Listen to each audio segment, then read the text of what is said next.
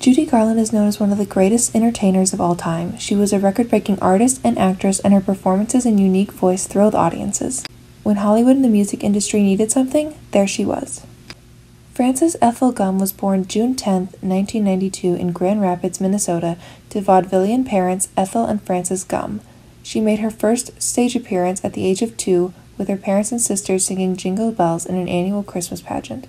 During her childhood, she toured the vaudeville circuit with her sisters as the Gum Sisters. At age 11, she was said to have sang like a woman 3 times her age with a broken heart. They weren't taken seriously, leading to the last name change of Garland. Ethel later changed her first name to Judy. The group broke up in 1935.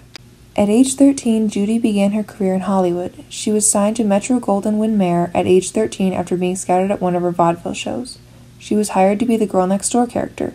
Soon, she and Mickey Rooney appeared in 7 films. The duo was considered MGM's winning formula. Unfortunately, this is where her lifelong self-esteem issues started, as she was considered the ugly duckling of the studio. She was ridiculed for her height, posture, and lack of glamour compared to stars such as Ava Gardner and Elizabeth Taylor, and teased by studio chief Mayer. She even had to wear caps and rubber discs to reshape her teeth and nose. Her lifelong drug abuse also began on the films with Rooney. She was constantly prescribed amphetamines to stay awake and barbiturates to fall asleep. By age 18, she was already seeing a psychiatrist, and by age 23, she had already had 3 nervous breakdowns. Her first feature-length film was a football-themed musical comedy called Pigskin Parade, in which she sang 3 solos. At age 16, she was cast in one of her most popular films, The Wizard of Oz, in which she sang her hit song Over the Rainbow. After this film, she was considered one of the most profitable actresses in the U.S. Her performance won her second Academy Juvenile Award. By 1942, she was already a top box office star at the top Hollywood studio. At the age of 21, she got her first starring role in the film Meet Me in St. Louis, which was one of her biggest films. Her top-grossing film was Easter Parade with Fred Astaire. Her acting career got her a star on the Hollywood Walk of Fame, and during her career she made more than 35 films. She was known to have the biggest and most versatile voice in movies, and her entire film career framed the golden age of Hollywood musicals, and her Technicolor musicals defined the genre. The American Film Institute named her 8th among greatest female stars of the golden age of Hollywood cinema, and her talent and vulnerabilities made her one of the most enduringly popular Hollywood icons of the 20th century. During filming of The Pirate, she had her first nervous breakdown and made her first suicide attempt. Her final MGM film was called Summer Stock. This movie finished filming, however, due to repeated absences, she was dismissed from the studio. She parted ways with MGM after 15 years. After her dismissal from the studio, she made another suicide attempt. After her dismissal from MGM, she took a break from acting and began her incredible music career. Her voice was described as brassy, powerful, effortless, and resonant. She was known as history's most poignant voice. The core of her significance as an artist rested in her voice and emotional commitment to the songs. She was the ultimate vaudeville and musical performer. She broke all-time vaudeville records at the Palace in New York in 1951, 1956, and 1957.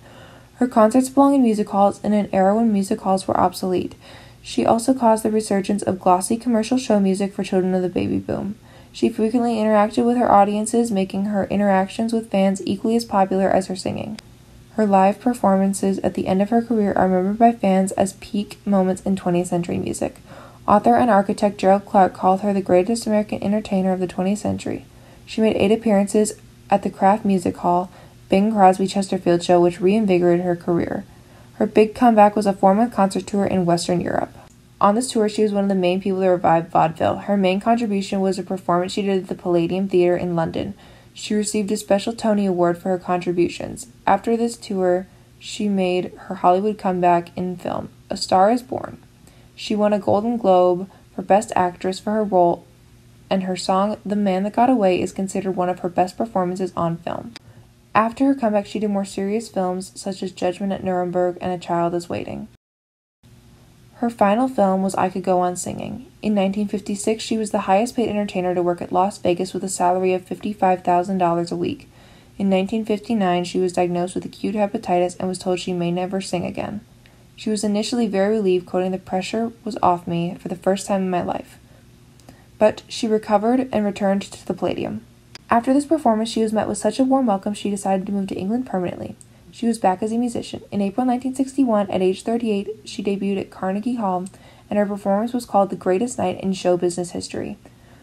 The two-record album Judy at Carnegie Hall certified gold, charting for 95 weeks with 13 weeks at number 1. It won 5 Grammys, including Album of the Year and Best Female Solo Vocal Performance. And here's that very rare footage.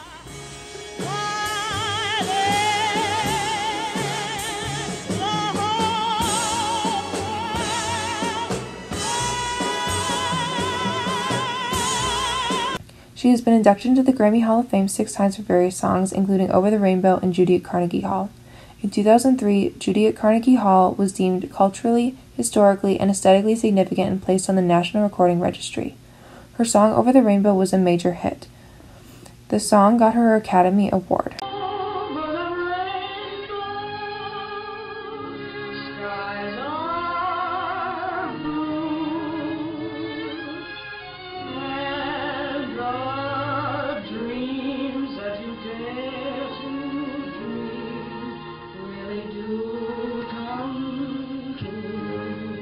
The song was named number 1 Song of the Century by the National Endowment for Arts. Over the Rainbow also won an Oscar. Judy said the song is symbolic of her life, representing her dreams and wishes.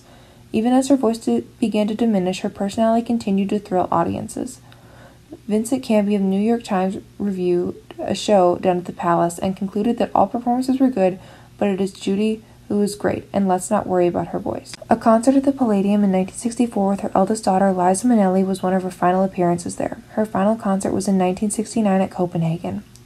Her music career earned her second star on the Hollywood Walk of Fame. After she passed, she won a Grammy Lifetime Achievement Award. By the end of her life, she had made more than 90 tracks for Decca Records and a dozen record albums for Capitol Records.